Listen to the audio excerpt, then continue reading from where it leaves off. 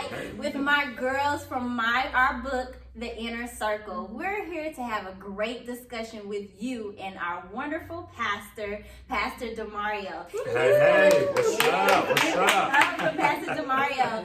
He's going to talk to us about his inner circle. But before I do that, I totally forgot to tell you our names. Ariel, Meg, and Tiffany. And of course, Pastor Demario.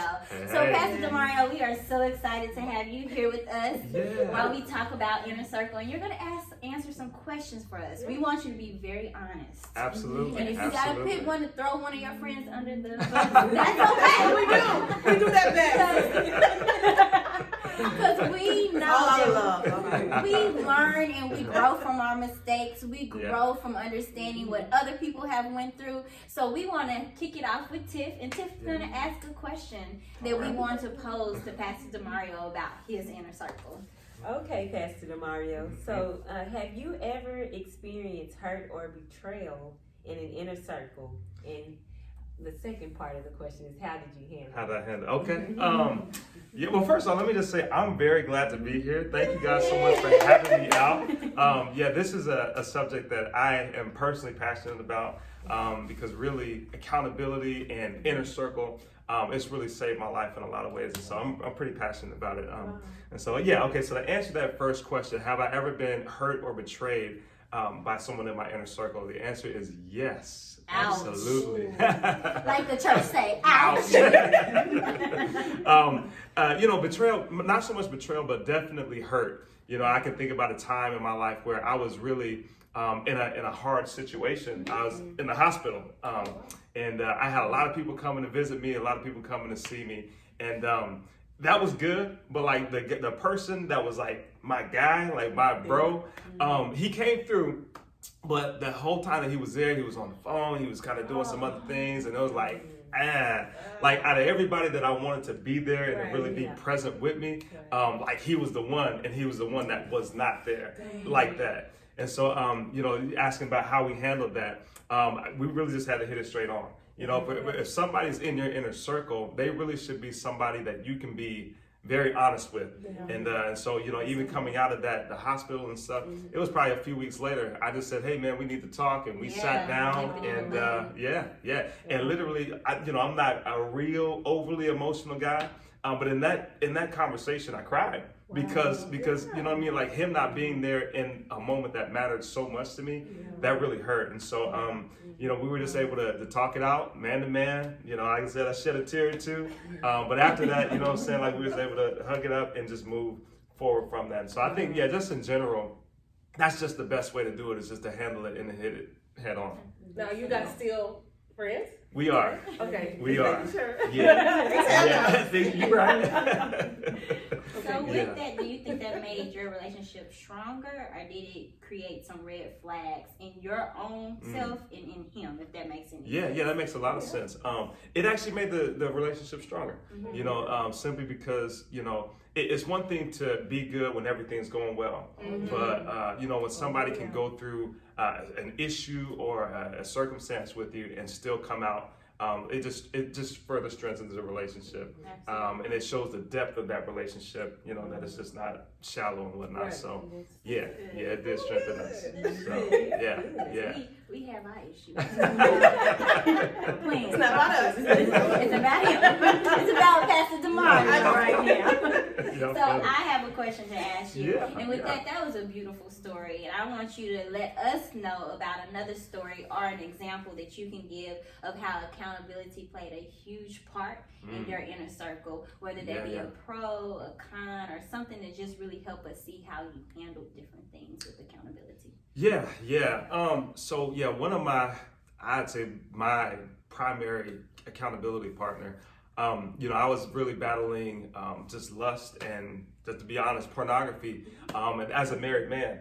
And so, trying to go to my wife, the one that, I'm supposed to be her knight in shining armor. Right. I'm supposed to be the one that protects her from harm, and now I'm one that's bringing harm. That was really hard for me. And so I had to work through that first with my accountability, just to figure out, like, how do I even tell her? Right. And literally by me being able to work through the conversation and work through how to talk about it with my accountability, that set me up to be able to talk about it with my wife. Wow. And literally my wife, from that point on, she has started to become my accountability. To the sense that, like, even if I'm dealing with something that, typically you wouldn't want to bring to your spouse or to, someone you love like that, I can bring that to her because of what I was able to practice in my accountability relationship. So, yeah, accountability is powerful. I would say that I'm married today, and I got some beautiful kids. Yeah, you My babies, man. I love my babies and I love my wife, but I would say that accountability in many ways saved my marriage and saved, the man that you see today. I wouldn't be this man without accountability. That is So. awesome. So can I You go sure can. deeper into that Yes, you question? can. Because I've heard people, I actually heard somebody ask this on a talk show, and the answer they gave, I didn't really like it. But I want to ask you, as a man, as a person being in that relationship with that other man, how did you know at what point this person they can hold me accountable and I can be accountable to them, or you felt really comfortable? What gave you that comfortable? What gave you that notion of saying I'm comfortable in this relationship? Yeah, I think that it was consistency over time. I think that sometimes we go too deep too fast and get hurt, and it's like I'm never gonna go deep again. It's like no, that's not the right answer. The right answer is give it some time. I think with my accountability partner, I was able to give him things in pieces and see how he handled it. I was like, okay, then give him some more. Okay, and then after a while, you just realize, okay, I can really lean on this person. I can put my weight on this relationship, and it's not going to fall.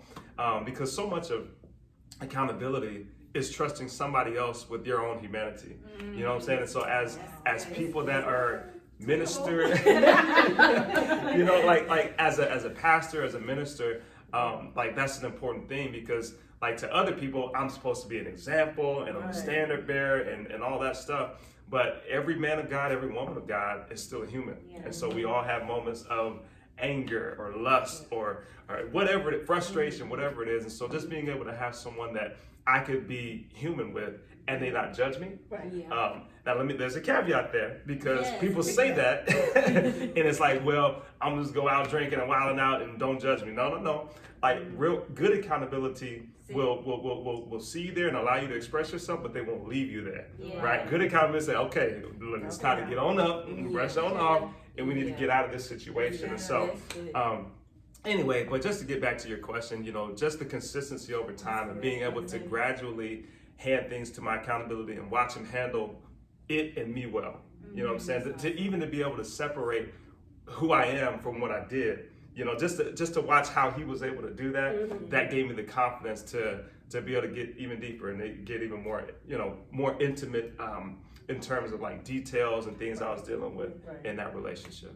Wow. So, That is awesome. This is great. I hope you guys are catching all of this. I'm telling you, it's really good information. Okay, so the next and the last question for tonight. What might you say in one or 2 points is your biggest, what do you think is the biggest benefit of having an inner circle? I know you kind of mentioned it throughout, but if you can say it in 1 or 2 points for our viewers, what would the benefits be? What would the benefits be? Yeah. Man. I know. I want to say it in 1 or 2 points, but can I use an analogy? Absolutely. All right. So I'm one. I like boxing. I like professional fighting and whatnot. And so in a scenario like that, you got 2 people that are in the ring, right? And so ding ding, the fight starts, and there they are. They're fighting. You get to the end of the round. Of course, the bell rings again, and then both of them retreat to their corner. Yes. Right. The corner is the place where they can let their guard down. It's a place where they can get their wounds addressed. It's a place where, you know what I'm saying, like they can get a drink of water. It's a place where they get refreshed and replenished. And so I would say that one of the big benefits of accountability is that it is the place where you can be safe. It's a place where you can let your guard down, where you can get healed, where you can really address, and get ready for your next battle and for your next match. Like it's a place where really, you know what I'm saying, you get to get built back up so that you can face what's coming and what's ahead.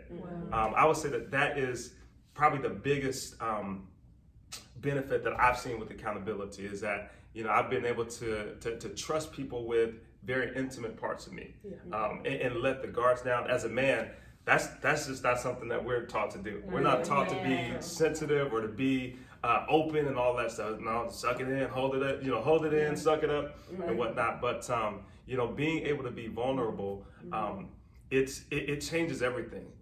It changes who I am as a husband, as a minister, as a father, even as a boss at work. It just changes everything. And so I think that vulnerability is the biggest, you know, one of the biggest things that you get from accountability. So wow, that was a good analogy. That is, oh my goodness, yeah, that was a more good analogy. And you know what? And we really want to thank you for being with us today, because it serves so many points. That inner circle is not a girly thing. It's not a girl, you gotta be girls to be in the inner circle because that's what girls do because they like to talk. That's not what this is. So we purposely chose who we wanted to be on our first inner circle chat because to kind of dismiss the myths of it's a girl thing. You know what I mean? So you've been a man of God, you've been a husband and a father, and you're saying it's not easy to be vulnerable, but the benefits.